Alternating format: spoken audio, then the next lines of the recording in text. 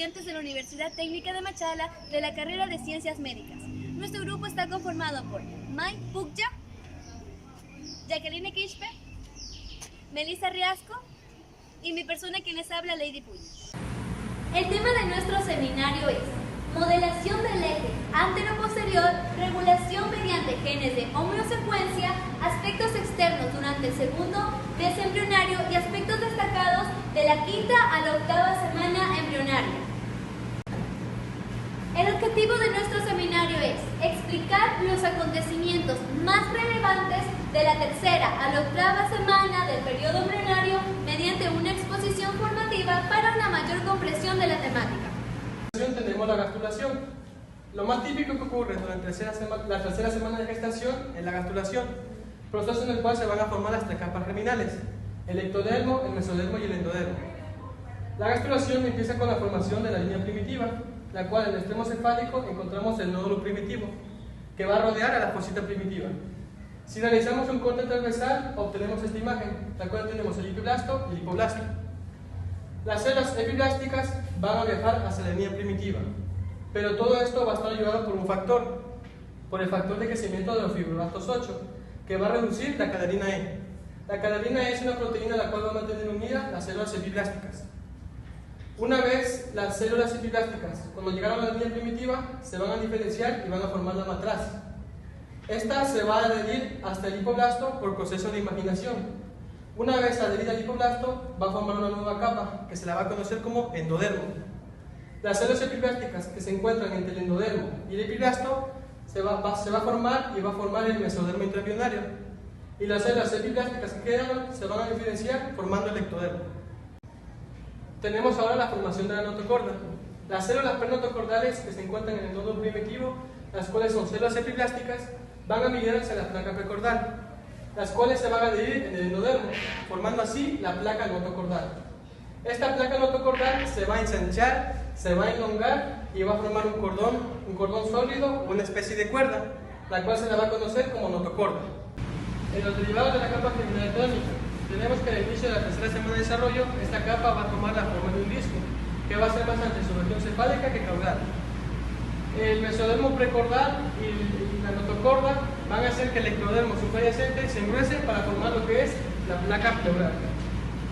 Derivado de la capa central ectodérmica, los cuales van al sistema nervioso central, el sistema nervioso periférico, el epitelio sensorial de los ojos, de la nariz y de los oídos, la epidermis, las glándulas subcutáneas, las glándulas mamarias, la hipófisis y desmante de los dientes.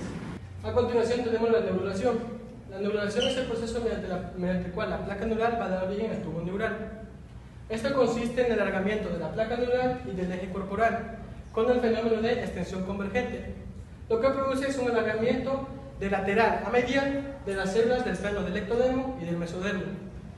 Conforme la placa neural se alarga, los pliegues laterales se van a elevar, formando así los pliegues neurales, y la región medial deprimida va a recibir el nombre de surco neural, donde vamos a tener el neuroporo anterior y el neuroporo posterior, donde el neuroporo anterior se va a cerrar en el día 25 en la fase de 18 a 20 somitas, y el neuroporo posterior en el día 28 en la fase de 25 somitas. Continuando con el tema, vamos a hablar acerca de las células de la cresta neural. Conforme los pliegues se van alargando y fusionando, las células de la cresta neural o las células que se encuentran en el borde lateral o neuroectodermo comenzarán a separarse de sus vecinos. Esta población celular, o más conocida como las células que se encuentran en la región de la cresta neural, van a sufrir una transición epitelio-mesenquimatosa. Esto quiere decir, cuando se habla de mesodermo, se habla de las células provenientes del epiblasto y del tejido extraembrionario. Y cuando hablamos de mesenquimatoso, hablamos de un tejido conectivo que está poco organizado o poco desarrollado.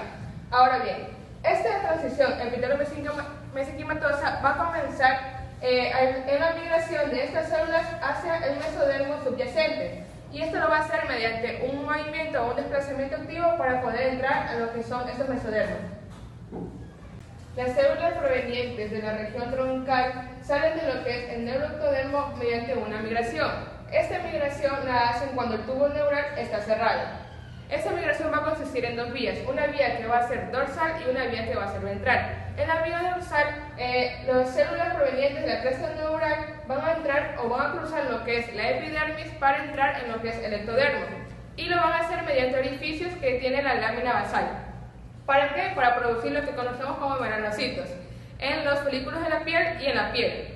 Ahora, la segunda vía, que va a ser la vía ventral, va a ser una migración que se va a dar por la mitad anterior de cada somita, en los cuales estas células al desarrollo van a generar lo que son, o van a producir lo que son los ganglios sensoriales, las neuronas simpáticas y entéricas, las células de Schwann y las células de la médula suprarrenal.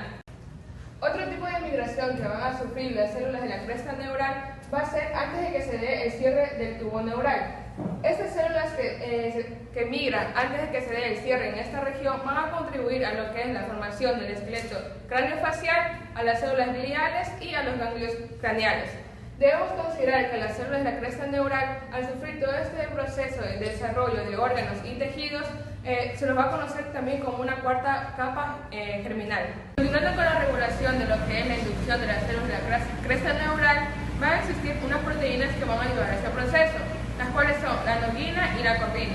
Estas dos proteínas van a ayudar a intervenir en lo que es la regulación de la proteína morfogénica ósea, inhibiendo su activación. Debemos considerar que estas dos proteínas, tanto la noguina y la cordina, junto al factor de crecimiento del fibroblasto y la WNT, van a activar las concentraciones intermedias de la proteína morfogénica ósea para que se dé una inducción del PAX3. Además de esto, también van a inducir a la activación de factores de transcripción. Estos factores de transcripción van a especificar lo que son los bordes laterales de la cresta neural. Y también van a producir una segunda oleada de genes que se van a dar para el desarrollo. Esta segunda oleada va a consistir en la producción de dos genes, el SNAPE y el FOXD3. El SNAPE y el FOXD3 van a ayudar a lo que es la especificación de la cresta neural y después de este proceso se va a dar un nuevo gen conocido como el SLUC. Este SLUC va a participar en la especificación de lo que es la migración de las células de la cresta neural desde el neuroectodermo hasta la región caudal. Para continuar con lo que es la regulación de la inducción de las células de la cresta neural, vamos a decir que el destino de la capa germinal ectodérmica va a estar regulada y va a ser controlada por lo que son las concentraciones de la proteína morfogénica ósea. Es decir, que si va a haber una concentración alta, va a contribuir a la formación de la epidermis. Si va a haber una concentración intermedia de esta proteína, va a dar a la formación o especificación del borde lateral de la placa neural, y que van a inducir a lo que es la cresta neural. Y si va a haber una concentración muy baja, va a formar lo que es el ectodermo neural. Debemos también considerar que esta proteína es importante, ya que ayuda a la migración por proliferación y diferenciación de las células de la cresta neural. Para finalizar lo que es la inducción de la célula de la cresta neural, debemos considerar que se da un engrosamiento que va a dar formación a dos pláculas, una plácula auditiva y una plácula de cristalino, las cuales mediante su invaginación va a dar como resultado en la plácula auditiva lo que son las vesículas auditivas, que posterior van a ayudar a la contribución de la formación del órgano del oído y también para mantener un equilibrio.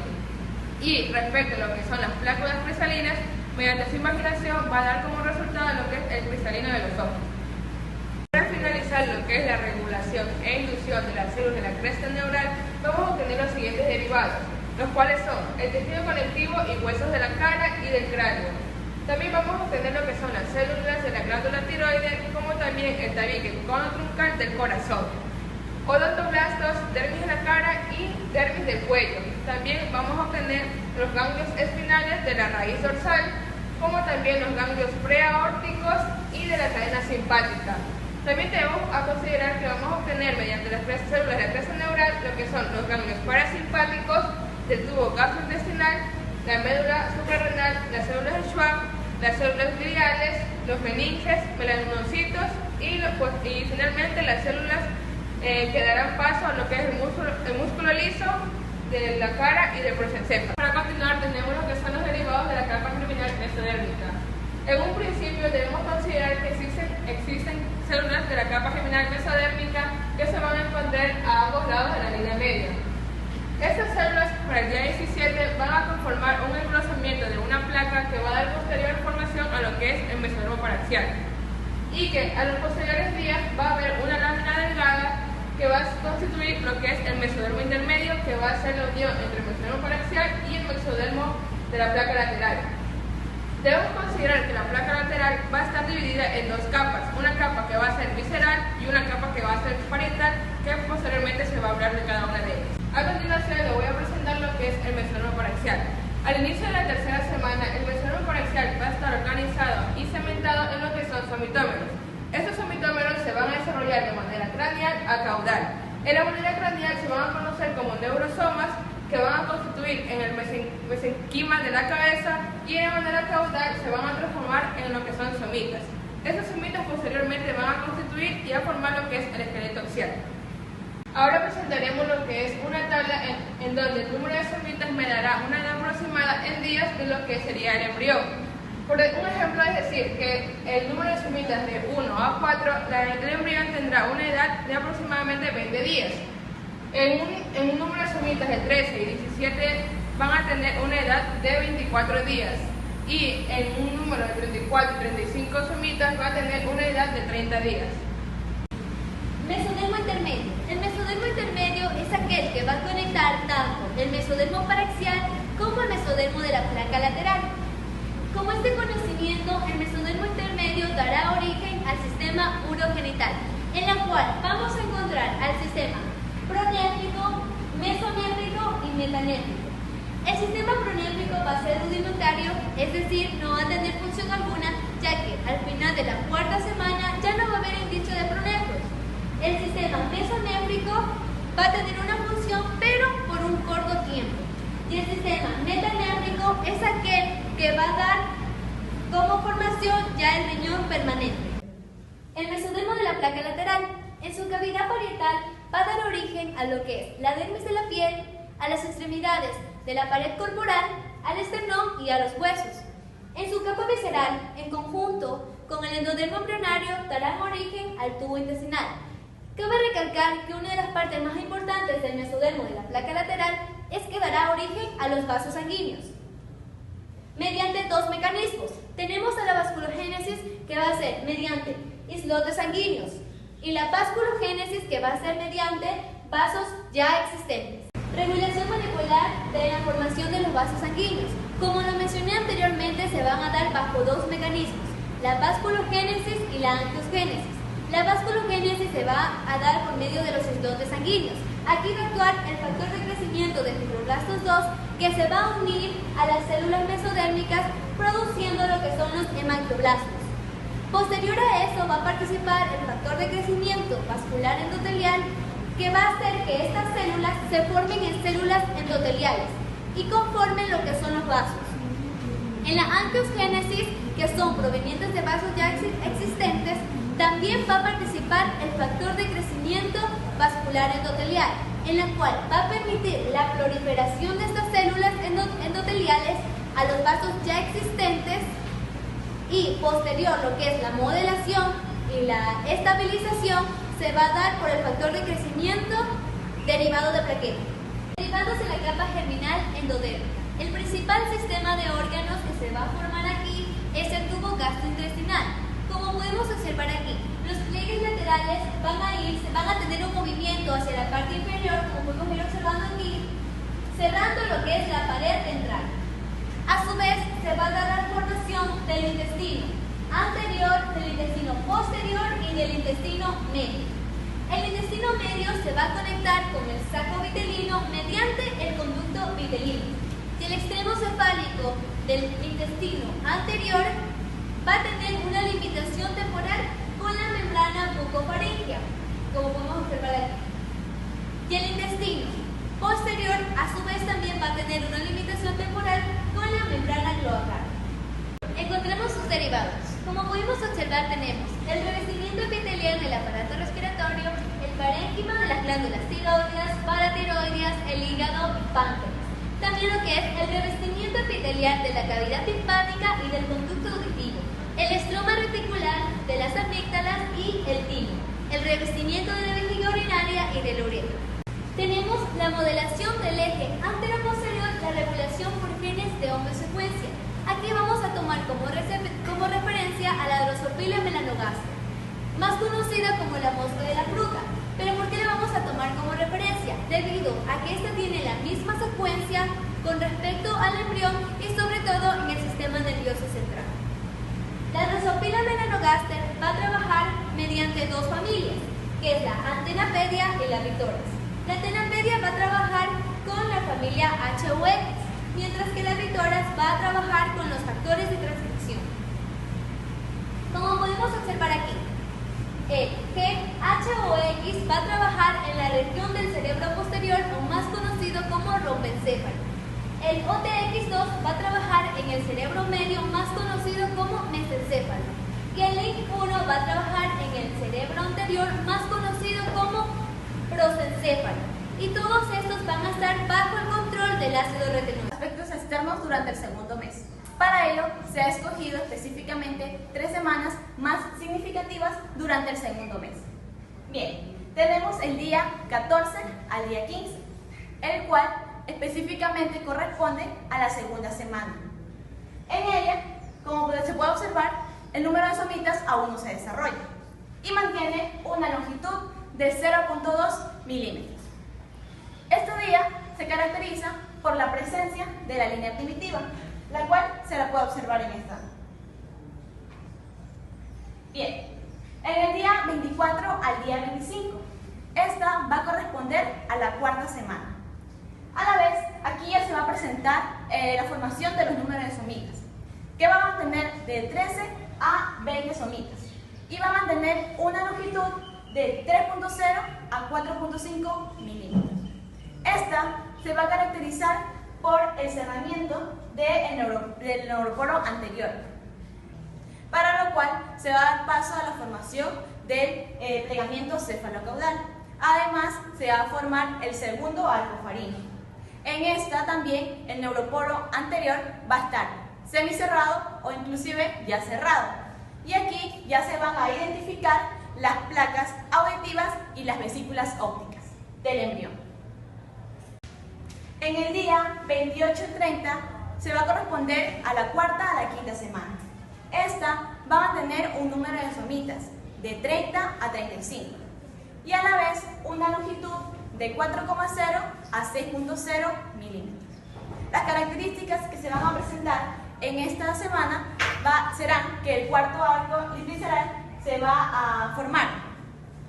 Aquí también las vesículas ópticas, a la vez que las placotas de cristalina. En esta, las extremidades superiores se van a formar lo que son las yemas de los dedos del embrión. Bien, continuando con los aspectos externos y más destacados de la quinta hacia la octava semana. Bien, en la quinta semana podemos ver que el desarrollo de la cabeza del embrión está mucho más grande con relación a su cuerpo. Esto se debe a que se presenta el desarrollo del encéfalo y a la vez de las prominencias faciales. Además, se van a formar lo que son los arcos faríngeos. Y entre ellos va a existir una depresión, que se lo va a conocer como el seno cervical. Y entre las crestas mesonéfricas va a existir los riñones mesonéfricos, los cuales posteriormente van a pasar a cumplir la finalidad como de excreción, pero de manera provisional. Por otro lado, en la sexta semana, aquí tenemos que la cabeza va a estar mucho más grande con relación a su cuello y a su tronco. Esto se debe a la formación de las somitas, lo cual va a permitir que la cabeza empiece a tornarse de manera caudal. También aquí se va a empezar a formar lo que son las placas de las manos. Y además se va a empezar a poder reconocer lo que son los ojos. Y esto se debe al pigmento retiniano, el cual es el encargado de poder proporcionarle el color característico de los ojos. Continuando con la séptima semana, aquí tenemos que se presenta el desarrollo, tanto de las extremidades superiores como de las extremidades inferiores. Además, aquí los rayitos de las manos se van a empezar a separar, y esto con la finalidad de poder diferenciar cada uno de los dedos. Bien, al final de la séptima semana se va a presentar la osificación de los huesos, tanto de los miembros superiores como de los miembros inferiores. Pero la osificación va a ocurrir con mucho más desarrollo con las extremidades superiores con relación a las extremidades inferiores. Por último, tenemos a la octava semana. Aquí el aspecto que va a tener es más semejante al ser humano.